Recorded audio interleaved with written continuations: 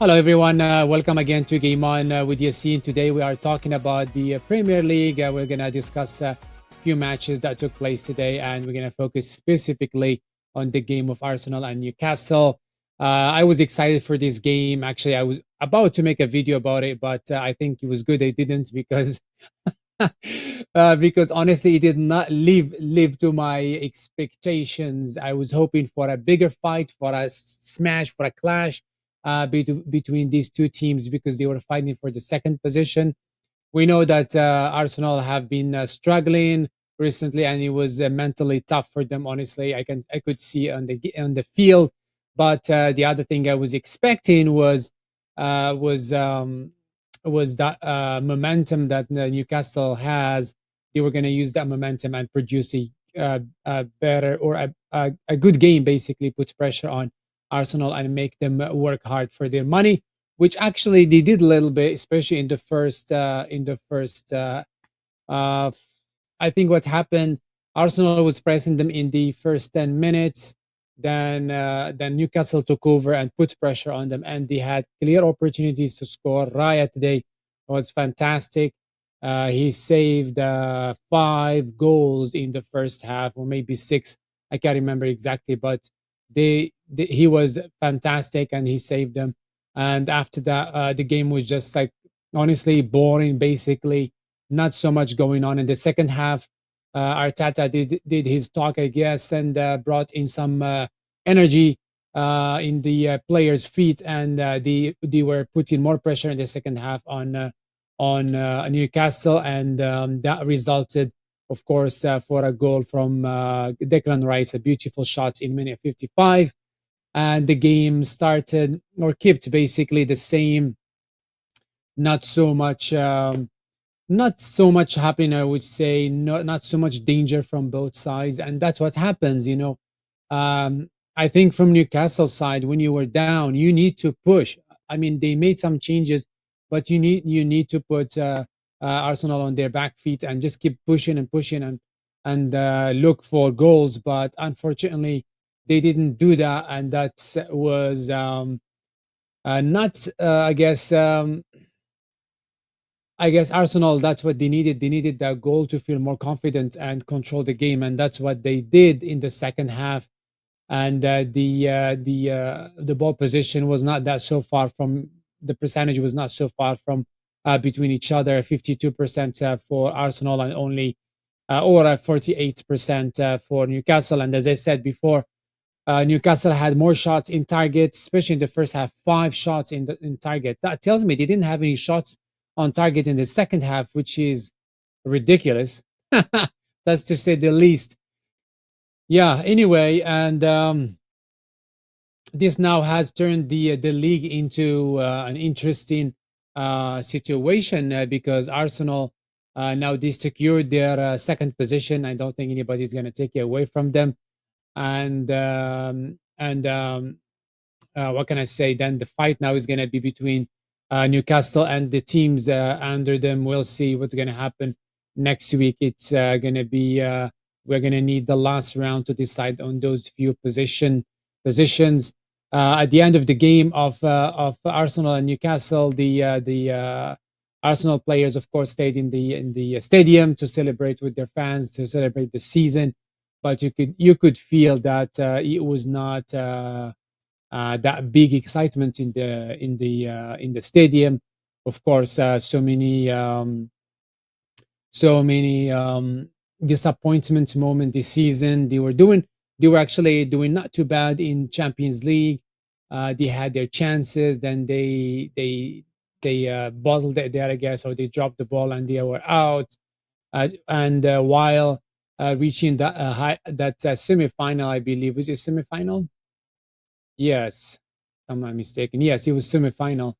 And when you have now, when they got there, they had all their energy and all their focus on the Champions League because they were very close. And of course, they didn't really spend so much energy on the Premier League because things were looking looking bright for Liverpool, and that's what we saw. Liverpool won it early enough this season. So now the questions are: what is Arsenal going to do this summer? Are they going to hire new players, bring in new players, get rid of players that are not performing? A lot of people are talking about bringing a number nine, bringing a number nine, bringing a number nine. Everybody said that you need a center forward, you need a center forward. I just honestly do not see how that gonna work with Arteta's system. We know like he had chance to bring in people. He brought in Havertz, who actually came back to the game today. So I don't know. Like we saw, like Arteta's system is similar to Pep, and Pep had the best center forward in this year, Haaland, right? And it was not because he didn't have a center forward; it's because there were problems in the back. What they need to do, in my opinion, is to have good quality players in key positions. Like when Saka gets injured, you need to have somebody who can replace him at the same level or very close level. That way, you can survive and you can give them rest together, right? Like you play one player, give him 60 minutes, 70 minutes in this game. In the Champions League, you give the other guy 60 minutes. And that's how you can rest your player. That way they can last the full season. I think that's what that's what they exactly need. I mean, having a center forward, we'll see if that works. I guess they are going that way, but already teams like Liverpool, like Manchester City, Real Madrid from Spain, they are already bringing players, and we didn't hear anything from Arsenal yet. So we'll see what's going to happen this summer, ladies and gentlemen. Other games that took place this week are Fulham versus Brentford, and Fulham beat Brentford at Brentford's field with 3-2. Leicester City waking up at the end of the season, winning their second game after in last 2 or 3 weeks. 2-0, they beat Ipswich Town. That's a good way to finish up your season. Nottingham Forest in a very tight game. I watched this game. This game, this game was gonna go away from Nottingham Forest, especially at the end. West Ham put so much pressure on them, and again, Nottingham Forest. I don't know. Like I don't know how they think. Like they just start to defend and defend, and if you get all that pressure throughout the game, you know what, goals can be scored on you, and we saw that. And the game was like 11 minutes. They had like extra time, extra like 11 minutes of extra time, and that was that was interesting to see in that game. And there was some fights in the end of the game, and there was this and that, and I don't know, man, what's going on with these people. Anyway, the other game that happened today was Everton and Southampton. Everton won that game. Brighton and Liverpool are playing tomorrow. I'm gonna be watching that game. I'm not the it is going to be at at Brighton's home.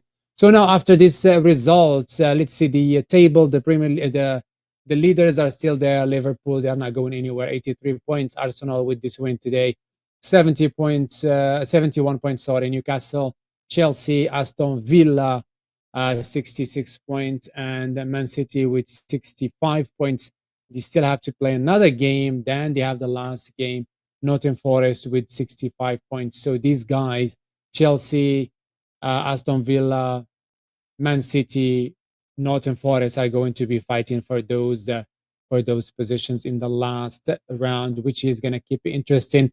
And by the way, all those games are going to happen exactly at the same time, and that's what happens every year, basically, in the last game.